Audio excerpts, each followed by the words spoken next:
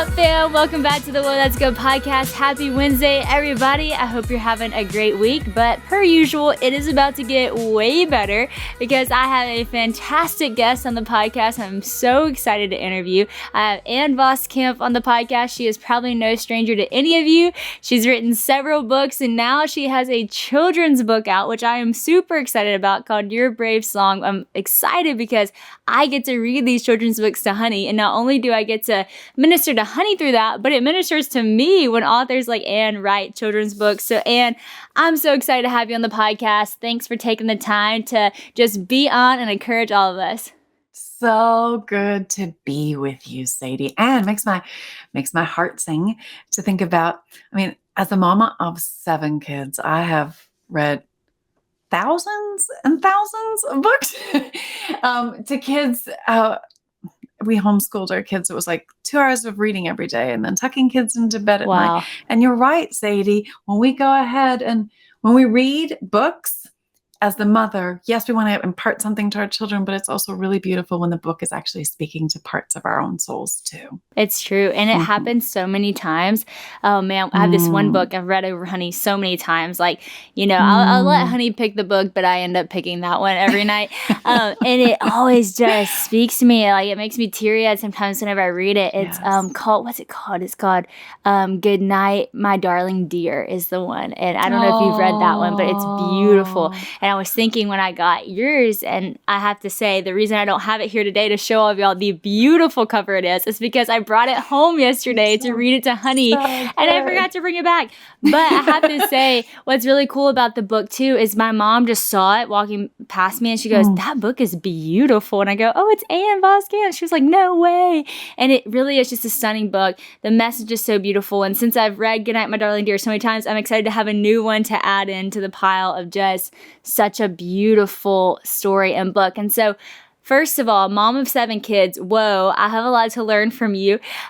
Just writing a children's book with all the thousands that you've read, what was it that you really were like, I want to write a children's book because I want this message to get across?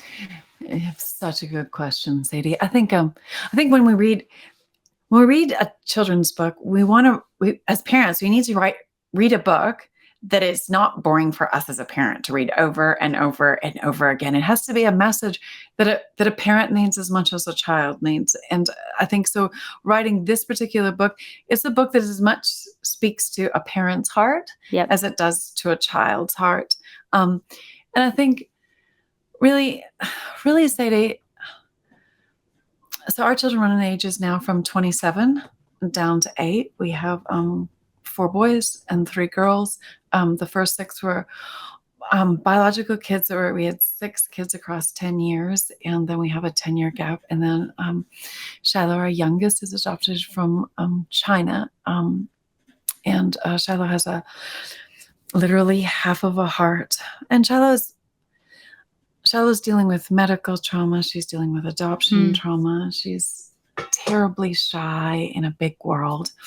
And writing Your Brave Song really is about how do we go ahead and equip our children with tools to be resilient in a hard world. And I think in all of our minds, all of the time, there's a soundtrack that's running. And that soundtrack lots of times tells us that we're not enough, that we don't belong, that everybody else is connected and popular and fits, and I'm the one that is isolated and alone and not good enough. And I really wanted Your Brave Song to be about what kind of soundtrack can play in my child's heart and mind, and in my heart and mind, that says I am seen, and I am known, I am loved, and I am strong not in and of myself, but in Christ's strength, I am strong to move forward regardless of what a day looks like or what the challenges look like. It's good. Gosh, that's such an important message, and I'm so glad you're sharing it. One thing I love about you is that you don't shy away from talking about the hard things in life. And that is a gift to everyone who gets to listen to you, because I think that, we are so saturated with every good thing happening in someone else's life, which is encouraging and can be fun to see in and of itself. But there is this aspect of there are really hard things that we're going to walk through. And there are hard things that everybody walks through. Not one person can escape the reality of that. Exactly. And I love that you're so open and honest about that. When was it for you that you decided, you know what, I'm going to share the hard things in my story? Or have you always been someone that kind of just shares what God's doing in your life? So good, Sadie. First of all, I think sometimes screens all around us, the noise all around us, can kind of sell the lie that if you buy this, do this, your life can look as beautiful as this. And that you think that, okay, if I just plug this formula into my life, I can find a way through that avoids suffering and pain and hardship. And that is the lie from the pit. But this is a broken world. And no matter what we do, our hearts are going to break. And I think we do each other. Yes, as someone who wrote a book about gratitude and writing down 1,000 things I'm grateful for, I believe in focusing on the good and the beautiful. But joy and pain are two arteries of the same heart of everyone who's fully alive. So we talk about the good and the beautiful from the Lord. And we also talk about the pain and the suffering and how our hearts have been broken in a broken world, because we give each other the gift of knowing I am not alone in my hard story. And we can give each other the gift of witness and witness. I'm with you in this hard story because I have my own hard story. I see you, just as God is the God who is with us, just as he is the God of Hagar. And he says, I see you. When we give each other the gift of witness and witness, we know that we're not alone in our hard stories. And that's the gift we get to give each other. And we give it by saying, I'll go first. I'll tell you my hard story. Yeah. And I will tell you that God, not only is he good in this hard story, he is a loving, kind Abba Father in the story. And he's taking all the hard things in my life that are stories that I would do anything to get out of. He is working in that story to redeem it and to make it good. That's good. That's so encouraging. Thanks for saying that. It made me think about, I heard in an interview one time you said this, and I'm probably going to botch the word because I pronounce words incorrectly all the time. It is like, you're great, it's a wonder I get in front of a mic all the time, knowing that I'm probably going to do that. We love you in front of a mic. Oh my gosh, my sweet mom. She always would just lean over and whisper like the right way to say it, which is so great. So you can be the one to tell me. But you were talking about in this interview this idea of just being open with your story and not, shying inward. And you said that it's the posture of cruciformation, something like that? It is cruciformation. Okay. And actually, I love this idea. For me. I love this idea. So can you share that with us? Yeah. So cruciform is, how is my life, my thoughts, my words, my posture? Cruciform, formed and shaped like a cross.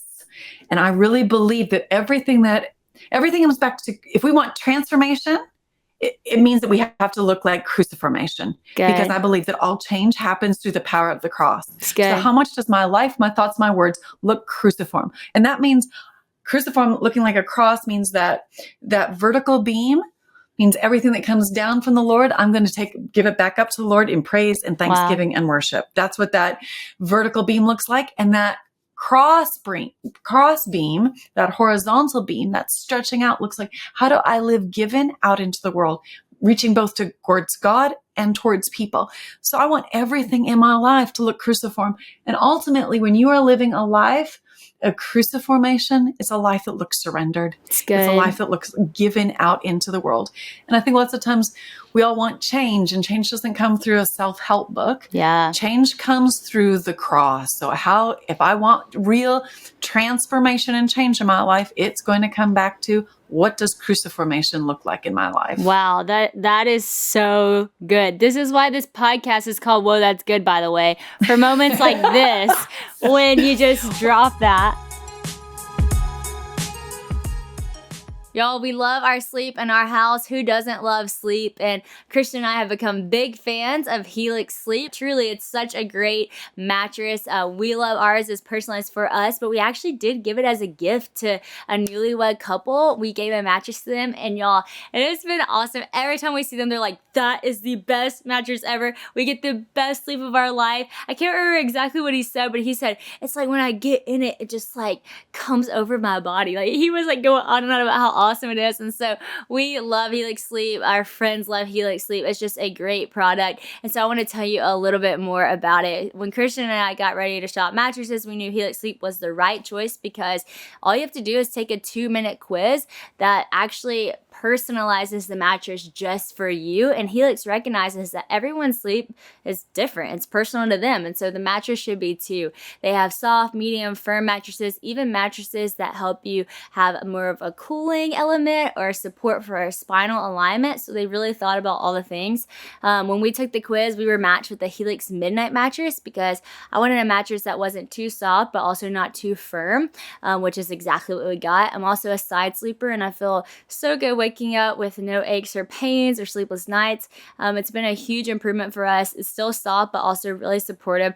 Plus, it keeps Christian and Cabo and Honey, the whole crew, happy. So that's a win. So if you're on the hunt for a mattress, don't wait another minute. Take the quiz now, and the Helix mattress comes right to your door, shipped for free. There's no awkward mattress store shopping needed. In fact, you don't even have to take my word for it. Helix has even been recommended by multiple leading chiropractors and doctors of sleep medicine as a go-to solution for improved sleep. All you have to do is go to helixsleep.com/Sadie, take their 2-minute sleep quiz, and they're going to match you to the best customized option for you. So get ready to have the best sleep of your life. They also have a 10-year warranty that you can actually try it for 100 nights risk-free. What a steal, y'all. I mean, why would you not do this? This is the best part too. If for some reason you don't love it, they'll actually pick it up for you. So it is so easy. There is literally nothing to lose here, but I truly think you're going to love it and won't have any problems. But right now, Helix is offering up to $200 off all mattress orders and 2 free pillows for our listeners at helixsleep.com/Sadie. That's helixsleep.com/Sadie for up to $200 off and 2 free pillows. I believe so much that everything comes back to cruciformation. Because in that cruciformation, in that act of surrender, that's where resurrection is going to happen. Yeah. That's where change and transformation is going to happen. I actually have tattooed right there on my wrist, Oh, that that's cross. awesome. So we remember actually, Shiloh, our 8-year-old, who is on that kind of a likeness of her on the front cover of Your Brave Song, she actually takes a little pen now and she draws No a way. cross on her. Yes, but she goes even further, which I think is wild, Sadie. Gonna cry. She actually puts the cross and then she goes, but Mama, the dot means the stone is rolled away. And then I drew a heart because I want to live that kind of love in the world. And I'm No way. oh my God. Yes. So my in Canada, you can't get a tattoo if you're under the age of 18. So my 17-year-old daughter does not have her cross tattoo. But my 19-year-old son, who just turned 20, he went and got his when he was 18. And he says now, we should all go get little stones and little hearts like Shiloh draws on. That's so cute. But I really do believe, can I remember that I am supposed to be formed and shaped like a cross in everything? Because I think when we think about parenting, there's this whole movement towards, well, are you going to be a helicopter parent, or are you going to be like a tiger parent, or you kind of like push your child into everything? And I really believe, Sadie, the kind of parents God's called us to be are signpost parents, where everything in our life points to the cross, points to the gospel, points to the good news of what Jesus can do and completely change us.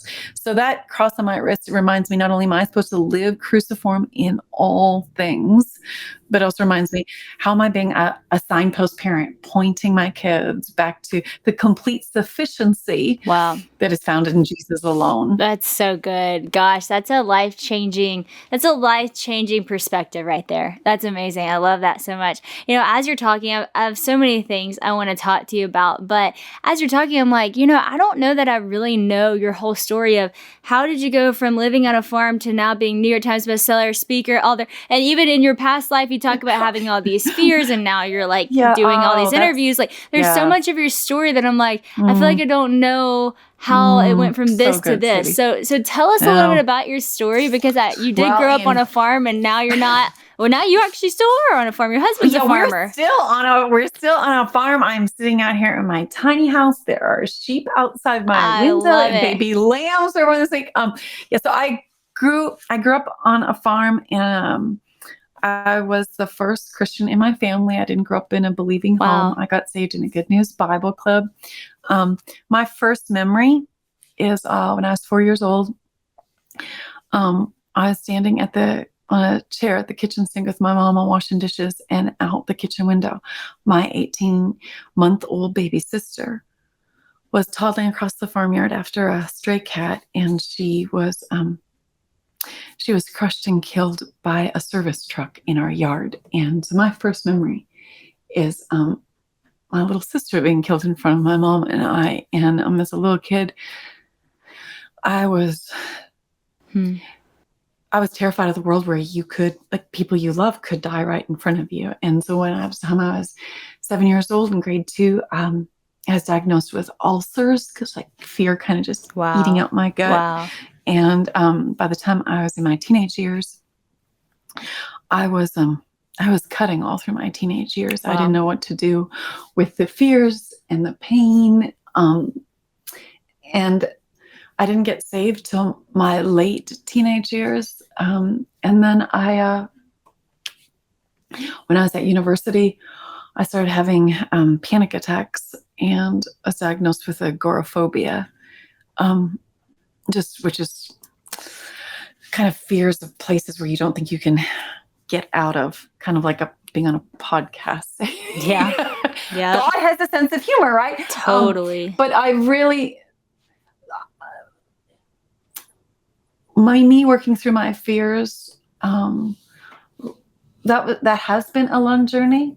But really, when someone dared me to write down, she actually dared me to write down 100 things I loved. And I picked up the pen and started writing down things. I started to realize, oh, wow, what I'm really doing here is I'm counting all the ways that God actually loves me and is giving me gifts. So I dared myself to write down 1,000 gifts, which was the story I unpack in my first book. At the time, did you know that you liked to write? Were you a writer, or did you just do that? The processing, this is such a good question, Sadie.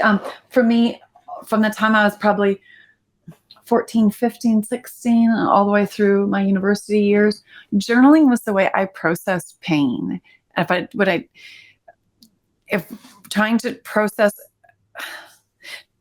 Trying to articulate where my own soul was at, trying to write out the pain. So 1,000 Gifts, my first book, didn't start off as a book. It really I was always a journaler. So I had just started journaling my process, and how actually gratitude and writing down the things I was grateful for became the stress intervention for me. It actually became like you can't simultaneously feel fear and gratitude at the same time. And gratitude radically transformed my life, where I started to see because I really did believe that all of us have faced terrible situations and all kinds of traumas in our own lives. And when we start to write down the things we're grateful for, we realize, look at the hand of God is here. Yeah. God is my Jehovah Jireh, who is providing for me in the midst of the situation.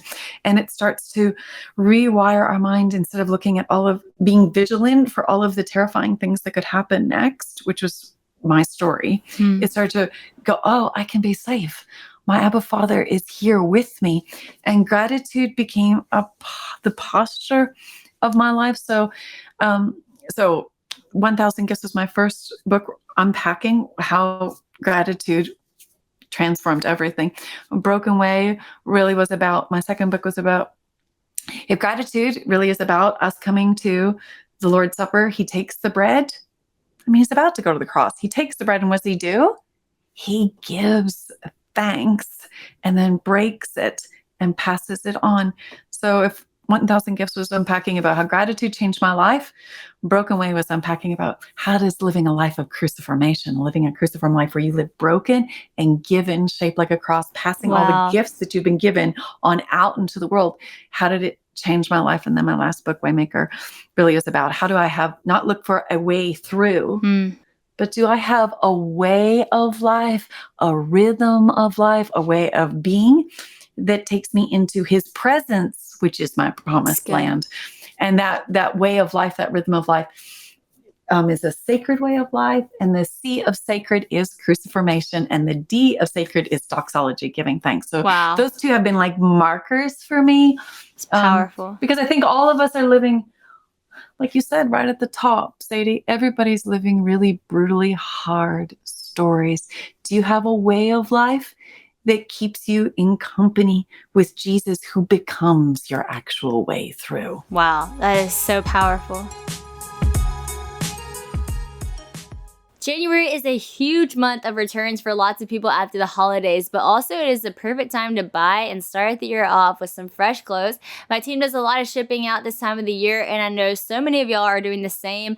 You can actually save time from trips to the post office and start using stamps.com. That is something my team has used at our office, and it's so easy because you can literally print your own postage within minutes of signing up and never stress about finding the fastest and cheapest shipping solutions because it's all right here. Stamps.com does it for you automatically. So who doesn't love something that's going to save you time and money? Stamps.com has amazing partnerships with USPS and UPS for unbeatable rates, up to 86% off. You can get access to the USPS and UPS services that you need to run your business right from your computer anytime, any time of the day, any time of the night, wherever. You can do it, y'all. No lines, no traffic, no waiting. And I know some of you listening have a business you run where you sell products online. Well, Stamps.com seamlessly connects with every major marketplace and shopping cart like Etsy, Amazon, and eBay. So it's a great fit for anyone starting a business, or even if it's a big business, it's great for you. So start the year off by saving serious money on mailing and shipping. Get started with Stamps.com today. Sign up with promo code WOE for a special offer that includes a 4-week trial plus free postage and a free digital scale. No long-term commitments or contracts. Just go to Stamps.com, click the microphone at the top of the page, and enter the code WOE. Well, your story is so inspiring, and one thing I love and just want to draw out of your story is that your story is really it's really hard. It's very real. I'm sure other people can relate to having a very difficult upbringing and something traumatic happening and it taking your life in such a direction. But then also I love that, you're a farm girl, you journal, that's what you did, that's where you live. But yet God saw you where you're at and wanted to use your story to encourage people and help minister to people all over the world, and that you have. And I think that, I got to interview, today's been a good day of interviews.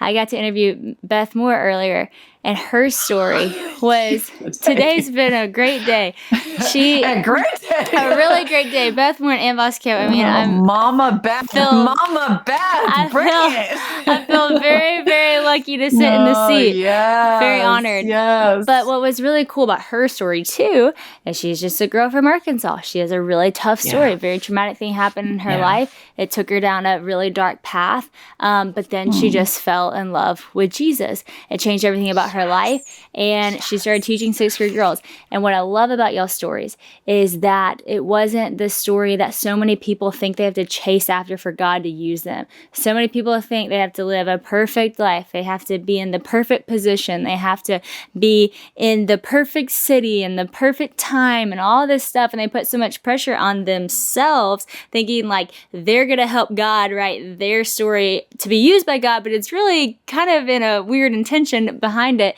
And I just love that God doesn't need you to position yourself in such a way for him to use you. Exactly. Like for me, it was like picking, at that time Shalom was just born. So I guess, yes, I had all 6 kids. Wow. I had all 6 kids. I was just blogging my experience of how gratitude was changing my life. Wow. I had no comments. So it wasn't like I was really journaling for me. Yeah. And an author happened upon my blog that has, like, I didn't have social media, or I don't even know how they found, actually. And they reached out to their agent and said, Wow. you should read this woman who's writing about how gratitude changed her life. And he reached out. Actually, he sent me an email, and I thought it was spam. And went to delete it. And my husband said, you should check that out if he's real or not. So I didn't have comments. I wasn't trying to build a platform. I didn't have a book proposal, and an agent found me, and I wrote my first little book with all these little kids around me. And I just wrote on Saturdays because I was homeschooling the rest of the time. Wow. Blogging on the weekdays and homeschooling, blogging at nights after kids went to bed in the fringe hours, homeschooling during the day, doing barn chores. And I wrote on Saturdays. And that first book was on the New York Times for over 60 weeks and sold 1.5 million copies. Like, these are things you can, and I was a farmer's, like, literally, Sadie, there were 800 readers to my blog, like nothing. I didn't have, there was no marketing plan for that book. Wow. I'm married to a farmer in Canada. Like, wherever you're listening right now, I love it. Like, God can come and find you anywhere doing the thing that you're just called to do, in a way that you're not trying to position or jockey yourself into anything at all. You're just like, hey, for me, I'm going to tell the story for me. I didn't even have comments on the vlog. I just wanted to make a record for my kids to know, look, when you give thanks to God, God absolutely radically changes your life. Yeah. It's just faithful obedience is what it is. And I love it so much because, you know what? It said on my notes that was a 60-week New York Times bestseller. And I was like, am I reading that right? Like, I literally didn't even say it in the intro because I was like, that is crazy. Like, but that's just God being God. But it's totally God being God. I mean, because there was no marketing plan at all in any capacity. And God did something with very little loaves and fishes that is really humbling and scary. But God gets to write the story that God wants to write. And you need to go. So as much as you may want something, you also sometimes want to pull something back to not want it all. But it's like, actually, I've been bought with a price. I belong to Jesus. And Lord, right where I am. And it's not like anything's changed. Like, we still live in the exact same place, doing a lot of the same things. But my husband says, you know what? God's called you to write, and that's part of our ministry. I love that. The kids are all in. And so wherever you are, do the next faithful thing right where you are and let God do with it whatever he wants. But Jesus leaves the 99 for the one. He really does. Good. What a word. That is so encouraging. You mentioned it earlier, but I want to draw back this idea because you talk about just this reshaping the perspective of what the promised land is.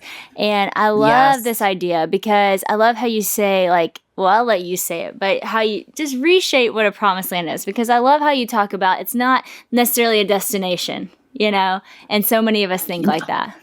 Exactly. And I think we have to work really hard not to think like that, because our thinking all the time is, I'm trying to arrive somewhere. So the story I've talk about in Waymaker is that the promised land, we think we're trying to get to a place.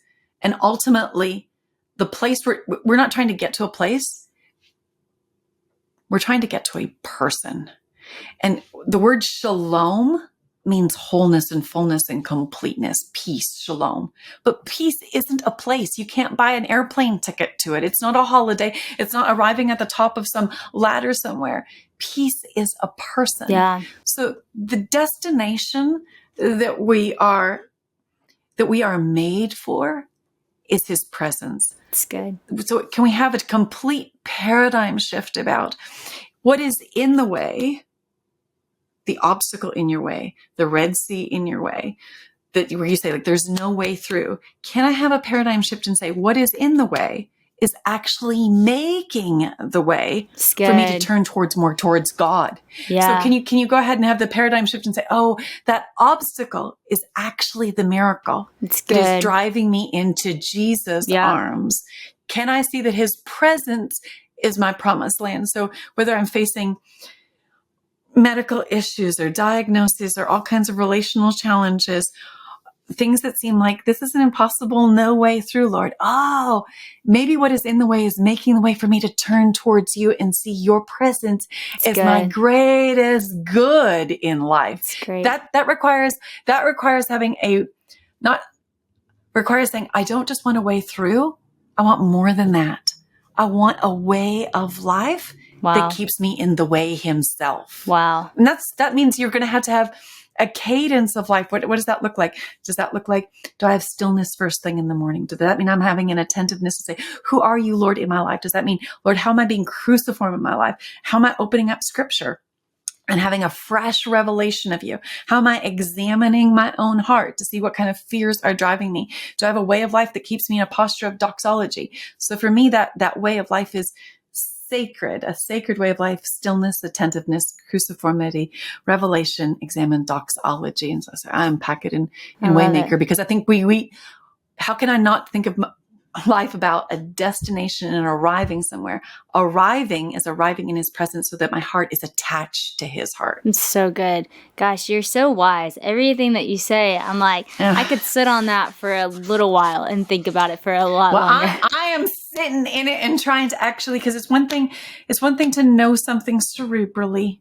How do we go ahead and migrate those things down into our hearts and actually incarnate them and pull skin on theology and actually live it out in the world? It's good. You studied theology a lot, right? You read a lot of theology. Yeah. So, I love that. And it shows in the way that it comes out of you. Okay, from someone like me, I want to learn more. Like, where do you start with that? What books do you read? How do you dive into just the whole topic? Good. Oh my goodness. So I just graduated this past May with my master's from Wheaton in evangelism and leadership. And I said to my husband after my first class, I said, I will be doing this for the rest of my life. So right now I'm taking a class right now from narrative trauma focus care from the Allender Center. But then I will move on to my doctorate of ministry, because I think if we need to be true disciples. Like, the word disciple means that you're a learner of Jesus. So how am I learning all the time more about his heart? So for me, that looks like, when I get ready in the morning, what book am I listening to on Audible? So for me, usually in the morning when I'm getting ready, Audible plays Eugene Peterson. Actually, it was so funny. Shiloh came into the bathroom the other day and I didn't have Alexa playing anything while I was doing my hair. And she said, Alexa, play The Pastor by Eugene Peterson. That's awesome. That's so great. So I think, do you have a rhythm, like whether you're getting ready in the morning or whether for me, it's on the rowing machine, always with my AirPods in listening to something. So for me, pick a, for a while I read everything I could on the Trinity. I really wanted to understand, what does it mean to follow a triune God? Michael Reeves has some great books. Another book I would highly recommend, Dane Ortland's book, Gentle and Lowly, is a phenomenal book that my 17-year-old daughter has read several times. Actually, the other day I couldn't find my copy and I said, Shalom, and she said, sorry, I'm reading it again. That's awesome. So I think going ahead and picking up, tracking with an author, actually Eugene Peterson says that, have an author that's a lifetime author you're going to be companion with throughout the course of your life. So for me, Eugene has been that. Henry Nouwen is that for me. Timothy Keller, I try to read a Timothy Keller sermon. It used to be once a day. Now it's probably 3 or 4 times a week. I'll try to do a Timothy Keller sermon. So I think pick somebody who is a disciple of Jesus, who is following Jesus, and say, I am going to pick up the words that you write and journey with you if I want to keep company with Jesus. That's so good. That's actually so helpful. And I love listening to Timothy Keller sermons. Every time I've listened, I learn so much.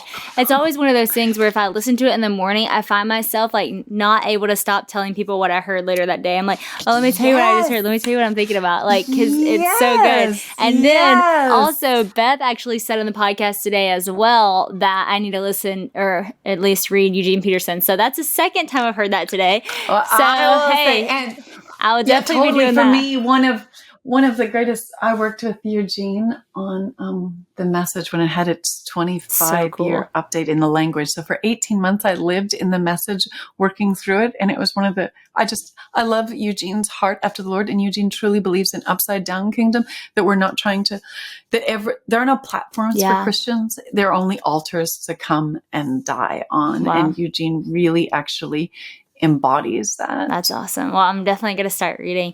One thing you said earlier in the podcast that I think is going to be really cool for a lot of people to hear, because you said you were the only Christian in your family and you got saved in a really interesting way. I didn't hear exactly what you said, and I want to ask you about that story, because there's probably a lot of people listening to this podcast that their family's not a Christian, and they listen to this podcast and they're interested in Christianity, or they, started following along, reading the Bible, whatever it is, but they might be the only one. What did that look like for you? And tell us this story. Yeah. So I was raised in a non-Christian home. My parents were really just reeling from the pain of my sister being killed, and just my father. I read about it in 1,000 Gifts. My father said, if there really is a God, he must have been asleep at the wheel that day. There's just a lot of pain. Why would a good God give us a story like this? But just around the corner down the road, there was a Dutch woman who had a grade 8 education, who was an immigrant to Canada. Her accent was really, really thick, and she really loved Jesus. And she started a Good News Bible Club.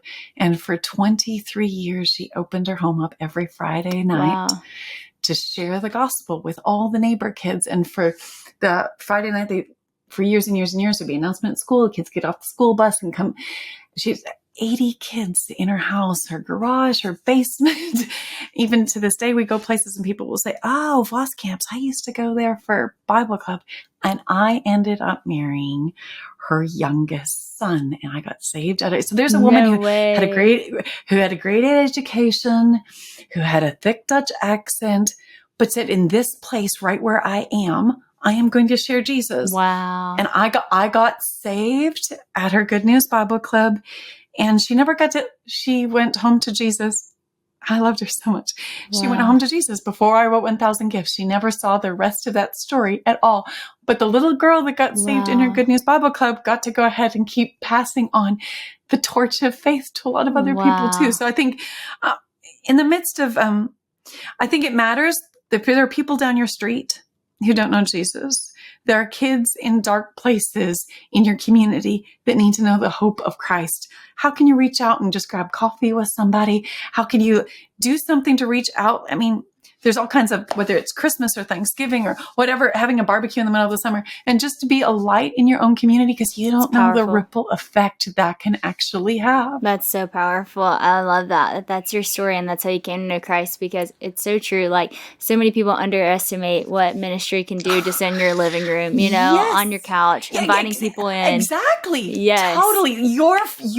I got saved on a front porch, and your front porch can do profound ministry that has ripple effects all over the world. That's awesome. It's so true. And you never know who's sitting in your home. You never know who's going to go on and preach to many. I mean, I remember when I was at this conference with 2,000 people, I'm sitting in the audience. I just got off Dancing with the Stars, had no idea what my life was doing or turning into, and had a lot of questions. And I'm sitting there, and I grew up in a super traditional background where, a lot of different things in our church. One of the things was women didn't speak in the church. So I'd never seen that before, never thought about that, never even thought I would do anything like that because I'd never seen it.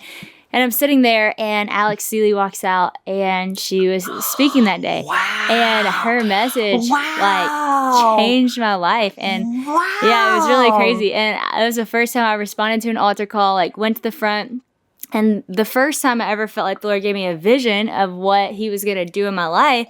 I didn't know what that was going to look like, how that was going to play out. But that day I was just like, yes, whatever it is, God, yes. And it was years later that I started speaking and preaching. And then years later, when I moved to Nashville, went to the Belonging. And a couple months in, I got lunch with Alex, and I said, you don't know this, but it was your message when I was 17 that really sparked a whole new level of faith in me. And it's when I said yes to God for however he wanted to use me. And it was just so cool because Alex ended up telling me that was her first message to preach, like from moving from Australia to here.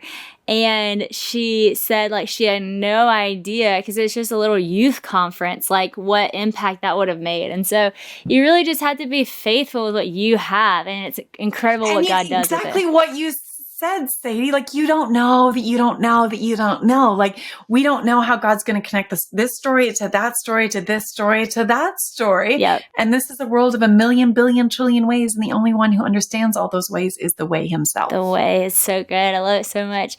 I want to ask you about your adoption too, because we talked about your sweet girl, and now you have a book with her kind of on the cover in a sense. Did you say that's a little drawing? Yes, I love it so much. So tell me about the adoption, because Christian and I, we want to adopt one day, but just really trusting God's timing in that. What was that story like for you and your husband? Yeah, so I unpacked that in Waymaker. Oh, what a story. Only God writes all of our stories. He is the Word, because he only writes good stories and redeeming all of our stories. Our youngest, Shalom, she had always said, like, why everybody else had one younger than them? How come I never got a younger brother or sister? Remember one morning she'd come in from the barn and she was crying. I said, "What's wrong, baby girl?" And she said, "Dad says I can't ask any more for a baby." And I gathered up in my arms and she whispered in my ear, she said, "But he can't stop me from praying." Oh, that's so cute. And at IF conference, I met a young woman who was serving in China, taking care of babies, cardiac babies, who had all kinds of cardiac issues. And I was so moved that, wow, people would adopt babies who are terminal or palliative, because I know in my own family, the death of my sister caused so much pain in our family. I thought, wow, but still redemptive. In Christ, we're not afraid of death. In Christ, we know that. So she showed me this picture of this little baby girl, and she said her name in English is Shalom. And I said, "Oh, the only Shalom I've ever known is our Shalom." And she said, "Oh, maybe my Shalom goes with your Shalom for a double-fold measure of peace." And I felt like lightning struck me. And we had to leave, and Annie Downs was standing there, and she said, "Are you okay?" And I was trembling, and Jenny said, like, "Ann, are you all right?" And I turned to Jenny, and I said to Jenny Allen, and I said, "I think I just saw a picture of my daughter," which was the most like audacious thing ever. I had no idea how challenging adoption was. And I came home and I said to my husband, I said, "Would you consider adopting a baby girl who's terminal? She literally has half of a heart." And our son Malachi said, and we went to all of their children and said, "How would you feel if we adopted a baby who like is terminal? There is no, like, she will need a heart transplant, but there is no fixing or curing her heart." And Malachi, at the time he was 12 actually. And he said, she's terminal. We said, "Yes." And because I knew how painful it was to lose a sibling when I was a child. And he said, "Well, are we all terminal?" Like, "Well, actually, you're right." And then he said, and she would need to know about Jesus. And yep. And he said, "Well, so then I really don't know what the issue is at all. We're all terminal and we all need Jesus." Wow. That's so awesome. And then he was diagnosed with, 2 days after our dossier logged into China, and we were matched with her. 2 days later, Malachi was diagnosed with type 1 diabetes. No way. And our adoption agency said, "Oh, wow, your life just completely changed. If you don't want to go ahead with this adoption, we completely understand." And Malachi said, "No. We are supposed to go ahead with this adoption. And I know that God gave me type 1 diabetes so that Shiloh doesn't think she's the only person in our family that has some hard challenge. Wow. She will know that I also have a hard challenge. That means I need to lean on Jesus too." So it's been, so we have Malachi with type 1 diabetes and Shiloh with literally half a heart. We've been through, she's had 3 open heart surgeries. Wow. And actually, just this coming week, we go back to the big city hospital. She has a 6-hour heart procedure, but Lord willing, the Lord, it makes us know that every single day with her is a gift. Someday she will have a heart transplant in front of her, but she's faced so much medical trauma and adoption trauma that writing your brave song was really about what kind of tool can I put in your hands so that you have a soundtrack in your mind that you know that Jesus loves me, makes me strong. In him, I'm brave and I belong. It's so powerful. The words to that are so powerful. And you're right. Everybody needs to hear those words. One thing I love about your family is the names of your kids. And I think just like it's just speaking that over your kids is so powerful. And, we named Honey for a very specific reason. And even praying about our next baby's name, it's for a very specific on purpose reason. And so can you share the names of your kids and the meanings behind? So our firstborn is Caleb, because Numbers tells us Caleb had a different spirit and followed the Lord wholeheartedly. Our second son's name is Joshua, because my husband said, be Caleb and Joshua. They will trust the Lord, not believe in the giants, and go into the promised land. Wow. And then our daughter's name is Hope, from Jeremiah, for I have plans for you, to prosper you and not to harm you, to give you a future and a hope. Wow. And then our next son's name is Levi. It says in the New Testament, well, there's a couple of reasons. Levi was the third son. And she says that now I know that my husband will be attached to me because I had a third son. My husband says I can't use that as a reason why he was attached to me before I had the third son. But it says in the New Testament that Levi got up and followed the Lord immediately. So we named him Levi. And then Malachi. Actually, when we named that guy, one of the elders at the church said, he is the last of the prophets. Does this mean now that you will have no more children? That's so funny. Malachi, that he was a messenger for the Lord. And then we named our last biological child Shalom, meaning completeness and wholeness. And when we saw her name was Shalom Yushin in China, and we talked about adopting her, our little Shalom said, Mama, she can be the Shalom in our family and you can give me a different name. No way. And we said to Shalom, no, you'll stay Shalom. And so Shiloh is probably the closest to the meaning of Shalom. But actually, when we were in the adoption journey, I went to actually Israel with Lisa Turkish on a tour of the Gospel of John. So we were going to all the places of the Gospel of John. And we only had one place that we were visiting in the Old Testament. And we went to Shiloh. No way.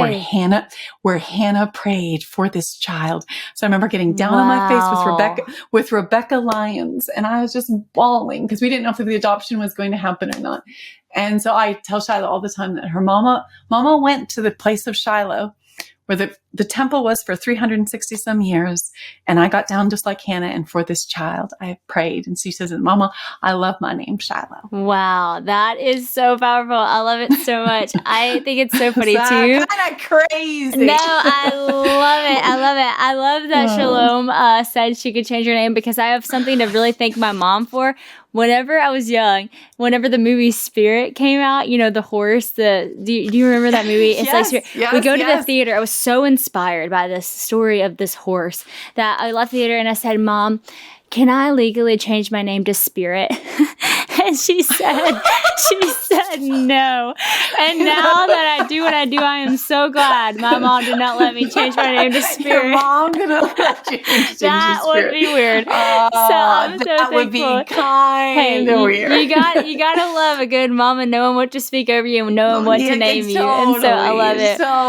Well, Anne, you're amazing. You're such a good mama for all of us to learn from. And I'm so thankful that we have a book now that we can read over our kids in such an articulate and beautiful way that ministers really to us as well. And so you're such an inspiration to so many. Thank you for continuing to step on platforms and share your story and just being who you are. You're just awesome. And I'm grateful to know you and grateful you're on this podcast. Jesus is worthy, and none of us have a brave song apart from him, the one who laid down his life for us and gave us a new heart and a new song. The one who says in Zephaniah, he sings because of us and refreshes our lives with his love. I think that's the kind of song I want to keep reminding myself over and over. The refrain, I want on repeat, Sadie. That's good. I do too. Well, thank you so much, friend. You're awesome. God go with you, Sadie. Love you to the moon and back, friend. Yay.